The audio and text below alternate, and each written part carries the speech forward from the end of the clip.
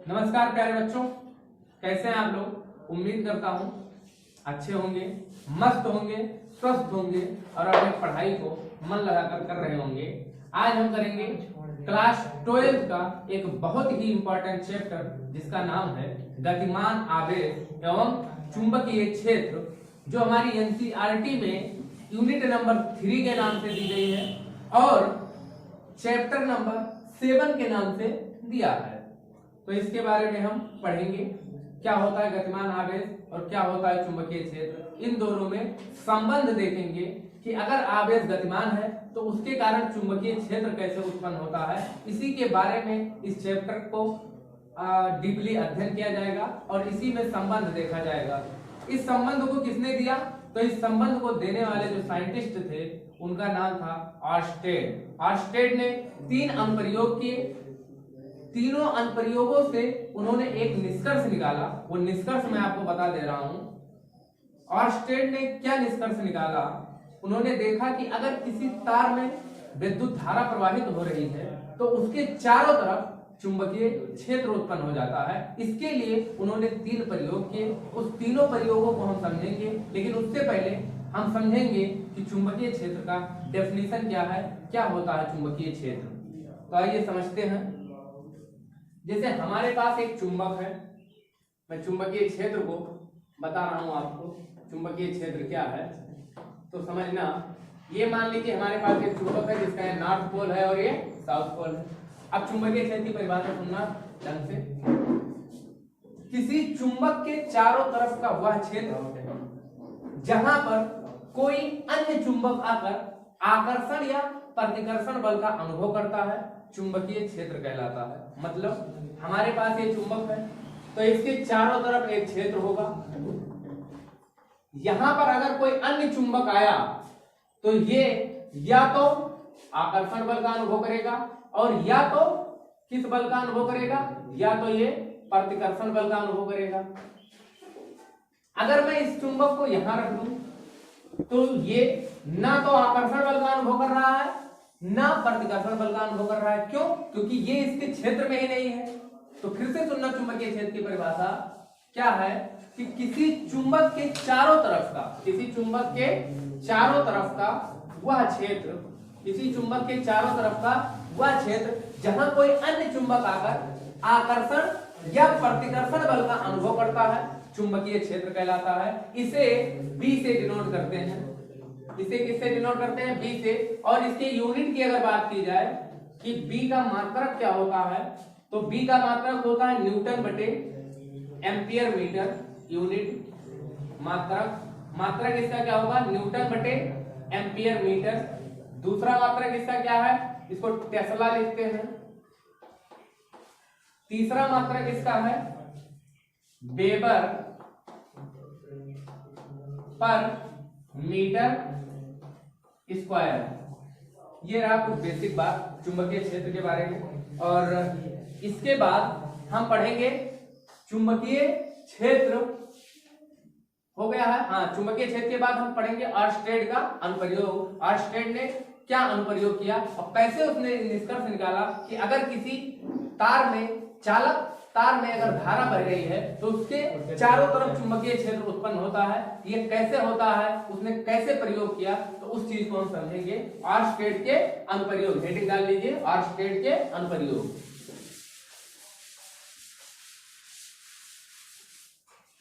तो देखना, ऑर्स्टेड ने 3 अनुप्रयोग किया।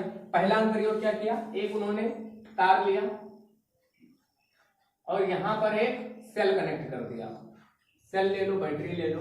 ये पहला प्रयोग है, प्रयोग नंबर फर्स्ट, प्रयोग 1। प्रयोग 1 में उन्होंने क्या किया कि यहां से धारा आई निकली, यहां पे एक कुंजी लगा दो। यहां पे कुंजी हमने मान लिया के है। ये कुंजी अभी बंद है। जब कुंजी बंद है तो इसमें बहने वाली धारा क्या है? आई। पहला प्रयोग में उन्होंने देखा कि अगर कुंजी बंद है तो हमारे यहां पे एक दिक्सूचक रखा है। ये है दिक्सूचक।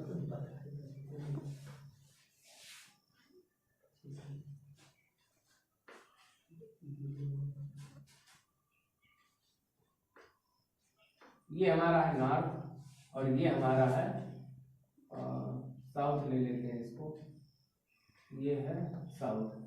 ये हमारा दिक्सूचक है, इसका नाम होता है दिक्सूचक। और यहाँ पे कुंजी अभी मान लो खुली है, कुंजी खुली है तो धारा बराबर क्या है 0। कुंजी खुली का ये होता है साइन, यहाँ पर ये कुंजी खुली है। तो पहले वाले प्रयोग में इन्होंने क्या देखा कि हमारे पास एक तार है, उस तार को इन्होंने बैटरी से कनेक्ट कर दिया। जब बैटरी से कनेक्ट किया तो जब देखा कि ये कुंजी खुली है तो इसमें से बहने वाली धारा का मान कितना था 0 था, और यहां पर जो दिक्सूचक हमारा रखा था उस पर कोई फर्क नहीं पड़ा। अच्छा, दूसरे पर देखेंगे, अगर ये कुंजी खुली है, आर्स्टेड ने क्या देखा, अगर ये कुंजी खुली है तो इसमें बहने वाली धारा आई जो है उसका मान क्या है 0। इसका मतलब ये हुआ कि इस परिपथ से कोई धारा नहीं बह रही है, और जब परिपथ से कोई धारा नहीं बह रही है तो यहाँ पे जो हमारा दिक्सूचक रखा था उसकी सुई में कोई विक्षेप नहीं आया। पहली चीज, जैसे ये सुई थी नॉर्थ से साउथ के डायरेक्शन में ऐसे ही रुकी रह गई। दूसरे प्रयोग में इन्होंने क्या किया, दूसरे प्रयोग में इन्होंने इसको जोड़ दिया कुंजी को। दूसरा प्रयोग देखते हैं, ये चल रहा और ये रही कुंजी। अच्छा, कुंजी के जुड़ने का साइन ये होता, कुंजी को जोड़ दिया मतलब धारा बहने लगी। अब यहाँ पे धारा आई बहने लगी, यहाँ पर धारा आई का मान 0 नहीं है। दूसरे प्रयोग में इन्होंने देखा कि यहाँ पे धारा बहने लगी तो हमारा जो दिक्सूचक रखा था, ये बना लेते हैं दिक्सूचक,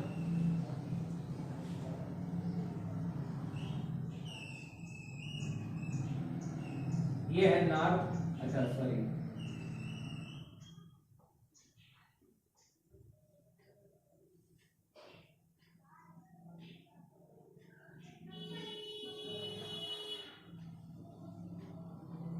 ये हमारा है नॉर्थ और ये हमारा है साउथ, ये है हमारा साउथ और ये हमारी दिक्सूचक सुई है। जब इन्होंने दूसरे प्रयोग में देखा कि जब कुंजी बंद है, कुंजी बंद है तो इसमें बहने वाली धारा आई है। जब यहाँ पे धारा आई बहने लगी तो इस दिक्सूचक की सुई में विक्षेप आया, इस दिक्सूचक की सुई में विक्षेप आया, मतलब सुई हिली। पहले सीधी थी, यहाँ पे क्या हो गई, विक्षेप हो गया और सुई इस डायरेक्शन में आ गई। इसका मतलब क्या हुआ, मतलब अगर इस तार में धारा बह रही है तो इसके पास में रखा दिक्सूचक उसकी सुई में विक्षेप आया। अब आर्स्टेड ने क्या सोचा कि इसमें विक्षेप क्यों आया, ये सुई किसकी बनी थी, चुंबक की। अच्छा, किसी चुंबक में विक्षेप कब आता है, किसी चुंबक में विक्षेप कब आता है, अरे या तो उस चुंबक को आकर्षण करने वाला कोई चुंबक होगा या उस चुंबक को प्रतिकर्षण बल देने वाला कोई चुंबक उसके पास होगा, तभी तो उस चुंबकीय सुई में विक्षेप आया होगा। इसका मतलब यही हुआ कि अगर किसी तार में धारा बह रही है तो आर्स्टेड ने माइंड लगाया कि वहां पे और कुछ कोई चुंबक भी नहीं था, तो उन्होंने सोचा क्या कि मुझे लग रहा है कि इस तार में धारा बहने के कारण इस चुंबकीय सुई में विक्षेप आया है। और इससे उन्होंने निष्कर्ष निकाला, इससे क्या निष्कर्ष निकला कि अगर किसी तार में धारा प्रवाहित हो रही है तो उसके चारों तरफ चुंबकीय क्षेत्र उत्पन्न हो जाता है। ये चुंबकीय सुई हिली तो क्यों हिली, क्योंकि इसके चारों तरफ कहीं ना कहीं चुंबक रहा होगा और वो चुंबक किसके कारण आया, इस तार में धारा बहने के कारण आया। इसका मतलब अगर किसी तार में धारा प्रवाहित हो रही है तो उसके चारों तरफ चुंबकीय क्षेत्र उत्पन्न हो जाता है और इसीलिए हमारे दिक्सूचक की सुई हिली है। अच्छा, आगे देखो, इसमें विक्षेप आया है। तीसरे प्रयोग में इन्होंने क्या किया, तीसरे प्रयोग में इन्होंने धारा की दिशा को बदल दिया। सर धारा की दिशा कैसे बदला, धारा की दिशा बदलने का मतलब जो तार माइनस से जुड़ा था वो तार प्लस से जोड़ दिया और जो प्लस से जुड़ा था वो माइनस से जोड़ दिया, या आप इस प्रकार से बोल सकते हैं कि इस सेल के ध्रुव को चेंज कर दिया, उधर प्लस और इधर माइनस कर दिया। आइए देखते हैं, जैसे हमारे पास ये तार है, ठीक है, यहाँ पे इधर प्लस था, इधर माइनस लगा दिया और इधर प्लस लगा दिया। अच्छा, इधर प्लस लगाया तो धारा इधर बहेगी, इस डायरेक्शन में बहने लगी। तो इन्होंने देखा क्या कि इसके पास जो दिक्सूचक रखा था, इसके पास में जो ये दिक्सूचक रखा है,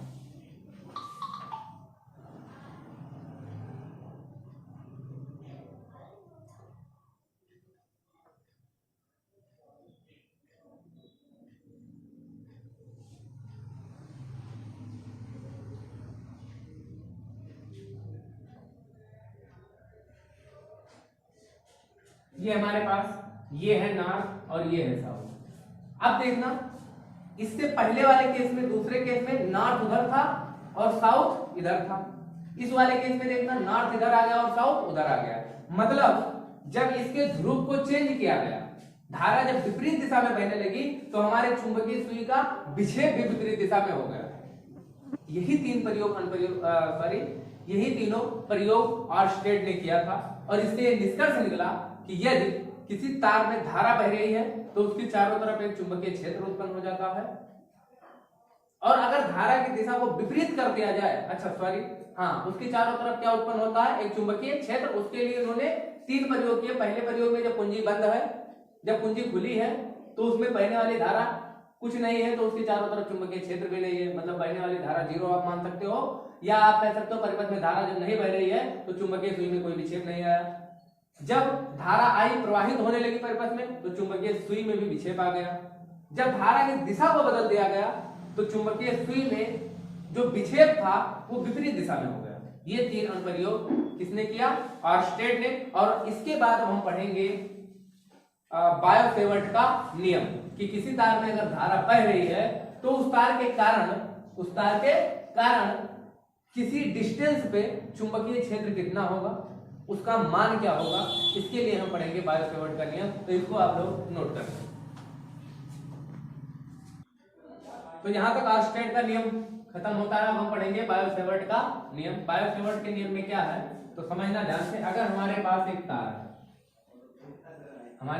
तार है, एक्स और वाई इसका नाम है, ठीक है। अगर इस तार में मान लो धारा बह रही है आई एम्पियर की, तो इससे आर दूरी पर हमने मान लिया, इससे कहीं भी ले लो, यहां पर चुंबकीय क्षेत्र लिखा हुआ, कहीं भी कोई पॉइंट ले लो, अगर इसमें धारा बह रही है तो ऑर्स्टेड ने क्या कहा कि इसके चारों तरफ चुंबकीय क्षेत्र उत्पन्न हो जाएगा। तो अगर इसके चारों तरफ चुंबकीय क्षेत्र उत्पन्न हो जाएगा तो कहीं भी मैं एक पॉइंट अगर ले लूं तो उस पॉइंट पर कहीं भी इसके चारों तरफ कहीं भी पॉइंट ले सकता हूं, उस पॉइंट पर चुंबकीय क्षेत्र कितना होगा, इसका मान क्या होगा, इसको कौन बताया? बायो-सेवर्ट ने। कैसे बताया तो सुनना ध्यान से। अगर हमारे पास मान लो कोई एक तार है जिसका नाम है एक्स वाई, इसमें बहने वाली धारा कितनी है? आई। तो बायो-सेवर्ट ने कहा कि पूरे तार के कारण हम धारा नहीं बता सकते कितनी है, पूरे तार के कारण तो धारा नहीं बताई जा सकती, इसमें से क्या काटो, छोटा सा अंश काट लो। ये हमारे पास मान लो एक तार है, उन्होंने कहा कि उस तार पे एक छोटा सा अल्पांश एरिया ले लो। हमने एरिया कितना ले लिया, मान लिया ये डीएल है, एरिया कितना है? डीएल है। तो इस पॉइंट पर चुंबकीय क्षेत्र कितना होगा, इसके लिए ऑर्स्टेड ने बताया कि इस डीएल से इस पॉइंट को मिला दो, मिला दिया। और मान लो इस डीएल से ये कोण कितना है? थीटा है। इसकी दूरी मैं ले रहा हूं आर। फिर से समझना, एक तार है, तार में बहने वाली धारा आई है।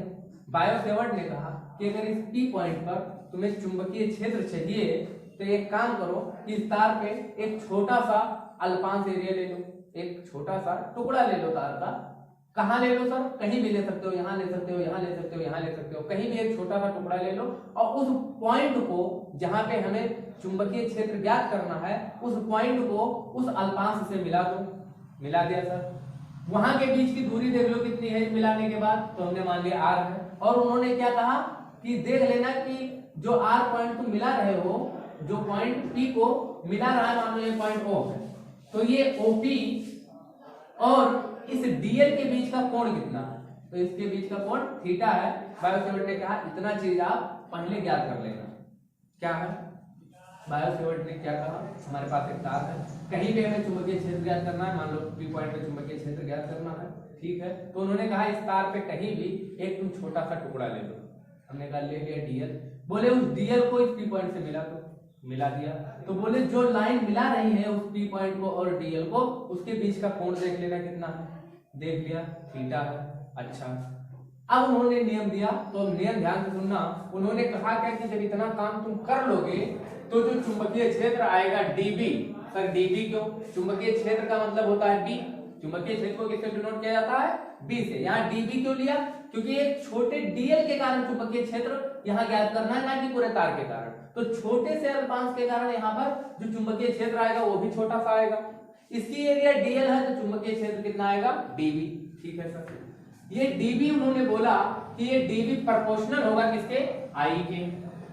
मतलब यहाँ पर जो चुंबकीय क्षेत्र होगा वो इसमें बहने वाली धारा के अनुक्रमानुपाती होगा। मतलब जितने ज्यादा धारा जाएगी उतने ज्यादा यहाँ पे चुंबकीय क्षेत्र होगा। ठीक है सर, और क्या बताया इन्होंने कि ये डीबी जो है वो प्रोपोर्शनल होगा किसके? डीबी जो है वो प्रोपोर्शनल होगा इस डीएल के। किसके प्रोपोर्शनल? डीएल के। इसका क्या मतलब हुआ सर?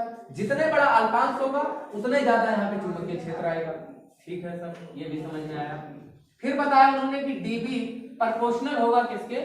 डीबी प्रोपोर्शनल होगा, ये जो कोण बन रहा है थीटा, इसकी ज्या के बोले तो बनने वाले कोण थीटा की ज्या के अनुक्रमानुपाती होगा। ज्या मतलब साइन, तो ये साइन थीटा के अनुक्रमानुपाती होगा। मतलब अगर साइन थीटा का मान बढ़ेगा तो तो हमारा चुंबकीय क्षेत्र भी बढ़ेगा। थीटा का मान बढ़ेगा इस पे नहीं मतलब है, साइन थीटा का मान जितना बढ़ेगा उतने ज्यादा यहाँ पे चुंबकीय क्षेत्र होगा। ठीक है सर, इतना हो गया। और इस डीएल और इस पी के बीच की दूरी जो है अगर ये बढ़ेगी तो चुंबकीय क्षेत्र कम हो जाएगा। कितना कम होगा? इसलिए इन्होंने कहा कि ये जो आर है, जो ये दूरी है इसके बीच की, उसके वर्ग के व्युत्क्रमानुपाती। क्या बोला उसने? कि जो हमारा डीबी होगा वो डीएल और उस बिंदु पी के बीच की दूरी के वर्ग के व्युत्क्रमानुपाती होगा। अगर इसको समीकरण 1, इसको समीकरण 2 और इसको समीकरण 3 और इसको समीकरण 4 का नाम दिया जाए तो बायो-सेवर्ट के नियम से समीकरण 1 2 3 4 को अगर मिलाया जाए तो क्या आएगा? आई डीएल साइन थीटा बटे में आर स्क्वायर। इस प्रोपोर्शनल का साइन हटेगा तो डीबी बराबर हो जाएगा म्यू नॉट अपान में 4 पाई, यहाँ पे आई डीएल साइन थीटा और बटे में आर स्क्वायर। ये है बायो-सेवर्ट का नियम, जहां पे म्यू नॉट अपान 4 पाई एक नियतांक है। म्यू नॉट क्या है? म्यू नॉट निर्वात की चुंबकशीलता है। जैसे हम लोग जब क्या किए थे, न्यूटन कूलाम का नियम जब व्युत्पन्न किए थे, कूलाम के नियम का डेरिवेशन किए थे, तो वहां पर एप्सिलॉन नॉट आया था। एप्सिलॉन नॉट था विद्युत क्षेत्र की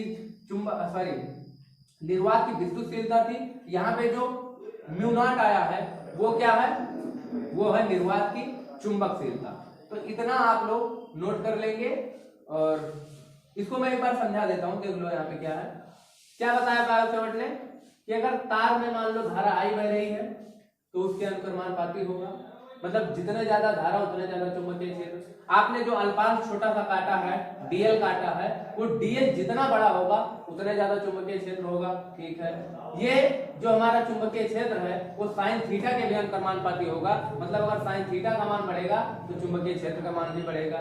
फिर क्या बताया उन्होंने कि जो आपने डीएल लिया है उससे उस बिंदु की दूरी के वर्ग के, उस बिंदु की दूरी के वर्ग के व्युत्क्रमानुपाती होगा। इन चारों समीकरणों को मिलाए तो यह प्राप्त हो। यह एक नियतांक है। म्यू नॉट क्या है? निर्वात की चुंबकशीलता। अभी मैं इसको लिख दे रहा हूं, पहले इतना नोट कर लें।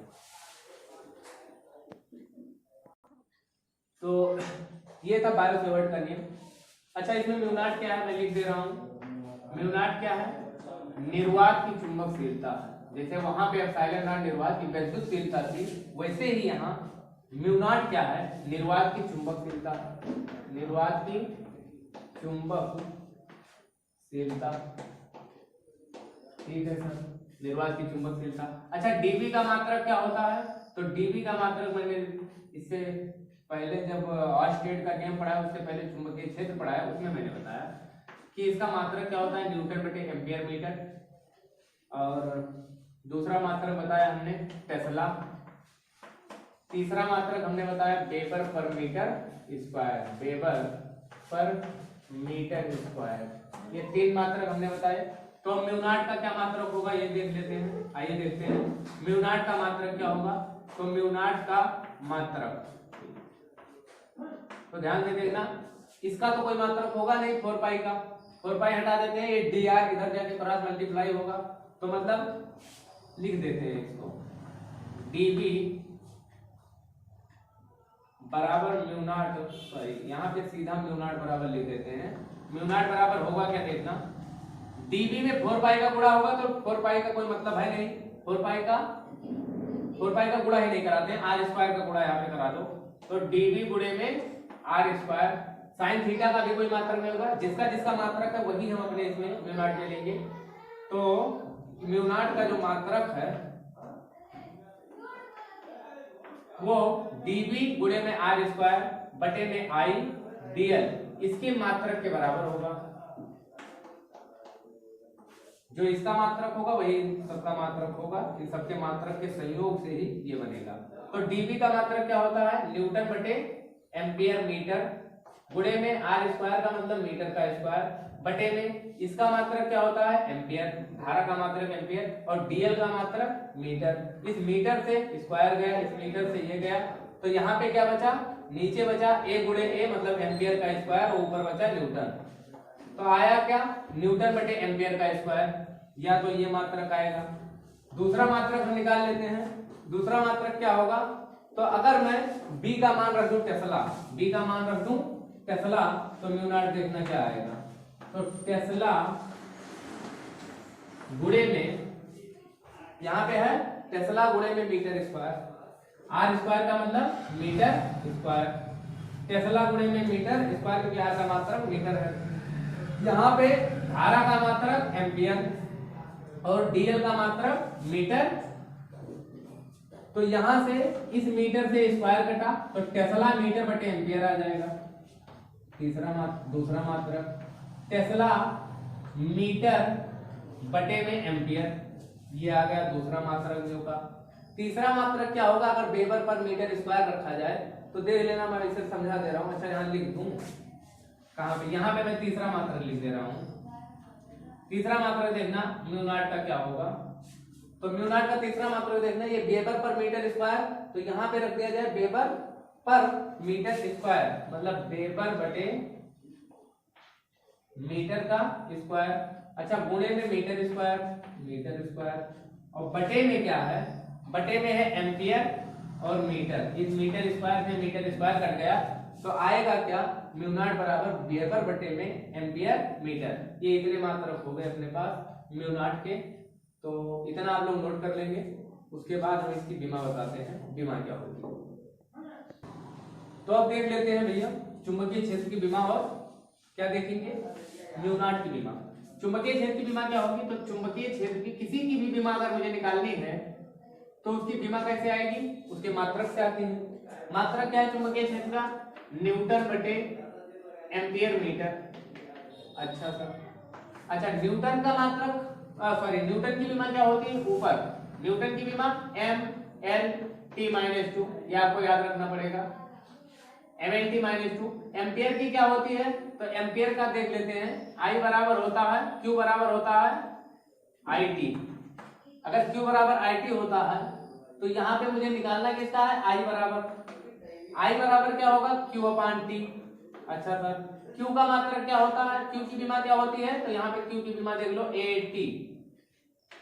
Q की बीमा क्या होती है, AT, तो यहाँ पे रख देंगे AT, Q के स्थान पे रख दिया AT। अच्छा T की बीमा T, तो इससे कट गया, मतलब A ही होती है। इसकी बीमा क्या होती है, A। अब मीटर की बीमा क्या होती है, L, मीटर की बीमा L। तो यहां से आप देखेंगे कि इस L से तो ये L कैंसिल हो जाएगा, ठीक है सर। तो बचा क्या, बचा देखो M यहाँ पे बचा, यहाँ पे T-2, और ये A ऊपर जाएगा तो A-1 हो जाएगा, और यही इसकी बीमा है। ये किसकी बीमा है, चुंबकीय क्षेत्र की। चुंबकीय क्षेत्र की बीमा आ गई। अच्छा अब किसकी बीमा याद करेंगे, तो ये नोट रखना कि जो एम्पियर है उसकी विमा एम्पियर ही होती है, मतलब ए ही होती है। अब देखो म्यू नॉट की विमा, म्यू नॉट की विमा क्या होगी, तो म्यू नॉट का फार्मूला अभी हमने देखा न्यूटन बटे में एम्पियर स्क्वायर, तो इसका मात्रक यही था न्यूटन बटे में एम्पियर स्क्वायर। न्यूटन की विमा ml t-2, अच्छा एम्पियर का एम्पियर स्क्वायर ये होता है, ये ऊपर जाएगा तो -2 हो जाएगा, तो ml t-2 और a-2, ये आ गई किसकी विमा, म्यू नॉट की विमा, चुंबकीय क्षेत्र की विमा और म्यू नॉट की विमा। यहाँ पे आप लिख सकते हैं कि विमा बी की विमा, और यहाँ पर आप लिख सकते हैं म्यू नॉट की विमा। कोई समस्या यहाँ तक नहीं है तो हम आगे बढ़ते हैं, तो इसको नोट कर लें। तो प्यारे बच्चों अब हम देखेंगे निर्वात की चुंबकशीलता तथा निर्वात की विद्युतशीलता में संबंध। आइए देखते हैं निर्वात की चुंबकशीलता क्या है। तो एक मात्रक अभी अपने बायो सेवर्ट में पढ़ा, म्यू नॉट अपान में 4 पाई इक्वल 10 के घात -7 न्यूटन बटे एम्पियर स्क्वायर। ठीक है सर, एक हमने इसको इक्वेशन फर्स्ट मान लो, एक मैं ये लिखता हूं 1/4 पाई एप्सिलॉन नॉट इक्वल में 9 × 10 की पावर 9 और न्यूटन मीटर स्क्वायर बटे में कूलम स्क्वायर, इसको मान लो इक्वेशन सेकेंड। देखो निर्वात की चुंबकशीलता क्या है, म्यू नॉट, निर्वात की विद्युतशीलता क्या है, एप्सिलॉन नॉट। इसमें मुझे संबंध चाहिए, ये मुझे कहां से मिला, बायो सेवर्ट के नियम से, ये मुझे कहां से मिला, ये मिला हमें कूलम के नियम से। ठीक है, इसी में मुझे संबंध चाहिए तो मैं क्या करूंगा, समीकरण 1 में समीकरण 2 का भाग कर देता हूं। अच्छा ये 9 × 10 के घात 9 कैसे आया, तो आप जानते हैं के बराबर क्या होता है, के बराबर ये होता है और इसके बराबर 9 × 10 के घात 9, और इसका मात्रक यही होता है। अब शायद आपको समझ आया होगा। तो समीकरण 1 में समीकरण 2 का भाग करते हैं, समीकरण 1 में भाग कर देते हैं किसका, समीकरण 2 का। ऐसा कर लें, अगर समीकरण 1 में समीकरण 2 का भाग करते हैं तो इसका मतलब म्यू नॉट बटे में 4 पाई में भाग होगा किसका, भाग करते हैं किसका, 1/4 पाई एप्सिलॉन नॉट का। अच्छा इस साइड भी भाग करते हैं तो 10 के घात -7 में के बटे में हो जाएगा 9 × 10 के घात 9। मात्रक का भी यहाँ भाग करेंगे, ये विशेष ध्यान रखना। तो यहाँ पे न्यूटन बटे एम्पियर स्क्वायर में भाग होगा किसका, न्यूटन मीटर स्क्वायर बटे में एम्पियर का, सॉरी कूलम का स्क्वायर, ये होगा। अच्छा अब इसमें देखना, ये भाग का निशान हटता है तो गुणे का साइन लग जाता है और ये भिन्न पलट जाती है। तो अभी देखना म्यू नॉट बटे में 4 पाई, यहाँ पे लगाया साइन गुणे का और ये भिन्न पलट गई तो 4 पाई एप्सिलॉन नॉट हो गया। ठीक है सर, बटे में 1 है, 1 का कोई मतलब नहीं, इस 4 पाई से 4 पाई कट गया। यहाँ पे देखना 10 के घात -7 है, बटे में 9 × 10 के घात 9 है, न्यूटन बटे में एम्पियर का स्क्वायर है, यहाँ भी गुणा का साइन लगेगा, ऊपर चला जाएगा कूलम का स्क्वायर, नीचे रह जाएगा न्यूटन मीटर का स्क्वायर। ठीक है, इतना चीज शायद आपको समझ आया होगा। इसके आगे लिखते हैं, इसके आगे देखना यहाँ से क्या आ गया, इस 10 के घात -7 को नीचे भेजेंगे तो 10 के घात +7 हो जाएगा। इसका मतलब ये हुआ कि अच्छा यहाँ पे क्या बचा, mu naught into epsilon not, mu naught into epsilon not बराबर में, यहाँ देखो 10 के घात -7 है, नीचे आएगा तो 10 के घात +7 हो जाएगा और गुणे में 9 × 10 के घात 9। ठीक है सर, इतना समझ आया। यहाँ पे देखना न्यूटन बटे में एम्पियर स्क्वायर है, ठीक है, गुणे में कूलम को क्या ले सकते हैं, कूलम का स्क्वायर है तो इसको AT का स्क्वायर ले सकते हैं। अरे भाई Q बराबर IT, और IT का मतलब A और T का मतलब T, तो एम्पियर और सॉरी T का मतलब सेकेंड, तो इसको मैं क्या लिख सकता हूं, कूलम सेकेंड, सॉरी अरे एम्पियर सेकेंड लिख सकता हूं इसको, कूलम के स्क्वायर को क्या लिख सकता हूं, एम्पियर सेकेंड, कूलम के स्थान पे एम्पियर सेकेंड लिख सकता हूं। कहां से, तो देखो Q बराबर IT, I मतलब एम्पियर और टाइम का मान, टाइम का मात्रक सेकेंड, तो यहाँ पे लिख सकता हूं एम्पियर सेकेंड। ठीक है सर, लिख सकते हैं बिल्कुल। तो यहाँ पे हो गया कूलाम का स्क्वायर ऊपर गया बस बटे में न्यूटन, और यहाँ है मीटर का स्क्वायर, इस न्यूटन से न्यूटन कट गया। अच्छा यहाँ पे क्या आएगा जब स्क्वायर हो गया तो ये 9 साथ पहले जोड़ लो 16 हो जाएगा, तो 1 बटे में 9 गुणे 10 के घात 16। ठीक है सर, यहाँ पे न्यूटन से न्यूटन कट ही गया है, बचा क्या 1 बटे में एम्पियर स्क्वायर, और ऊपर हो गया जब सबका स्क्वायर है तो इसका मतलब ए स्क्वायर और सेकेंड का स्क्वायर। ठीक है, बटे में यहाँ पे क्या है मीटर का स्क्वायर। ठीक है, इस ए स्क्वायर से ए स्क्वायर भी कट जाएगा, तो यहाँ पे बचा क्या 1 बटे में 9 गुणे 10 के घात 16, और यहाँ पे बचा सेकेंड का स्क्वायर बटे में मीटर का स्क्वायर। ठीक है, यहाँ पे हम लोग देखते हैं कि म्यू नॉट बटे में एप्सिलॉन नॉट का जो मान आया वो 1 बटे में 9 गुणे 10 के घात 16 सेकेंड स्क्वायर बटे में मीटर स्क्वायर है। ठीक है, इसका तिरछा गुणा करा दो, तो इन सब का गुणा इधर करा दो, इन सब का, तो 9 गुणे 10 के घात 16 और गुणे में एन स्क्वायर, इसका मल्टीप्लाई होगा इसमें, और इसको इधर भेज दो, इसको इधर ले जाओ, इसको इधर ले आओ, क्रॉस मल्टीप्लाई, इसको इधर लो, इसको इधर ले जाओ, तो 9 गुणे 10 के घात 16 और गुणे में एम स्क्वायर। ठीक है सर, इतना कर लेना, और बटे में इसको भेज दो, सेकेंड स्क्वायर को नीचे, सेकेंड स्क्वायर को नीचे भेज दिया, तो यहाँ पर क्या आया, ये नीचे आएगा तो 1 में म्यू नॉट और एप्सिलॉन नॉट। तो यहाँ से मुझे लगता है ये क्या लिखा है, इसको लिख दो 3 गुणे 10 के घात 8, और इसको लिख दो मीटर बटे सेकेंड, और इस सब पे लगा दो होल स्क्वायर, और 1 में म्यू नॉट और एप्सिलॉन नॉट। तो देखते हैं यहाँ पे क्या होगा। ये स्क्वायर ऐसा सर क्यों किया, क्योंकि ये प्रकाश की चाल लिखी है, ये मुझे लाना था। ये क्या है, प्रकाश की चाल है, प्रकाश की चाल को हमने सी से लिख दिया, तो यहाँ पे स्क्वायर लगा है तो ये हो गया सी का स्क्वायर, और 1 म्यू नॉट और एप्सिलॉन नॉट। तो यहाँ से अगर मैं सी पूछूं तो अंडर रूट 1 में म्यू नॉट और एप्सिलॉन नॉट होगा, यही तो होगा, सी हटाया तो। अच्छा 1 पे रूट का कोई मतलब नहीं होता, तो 1 से हटा देते हैं, और यहाँ पे हम रूट लगा देते हैं 1 में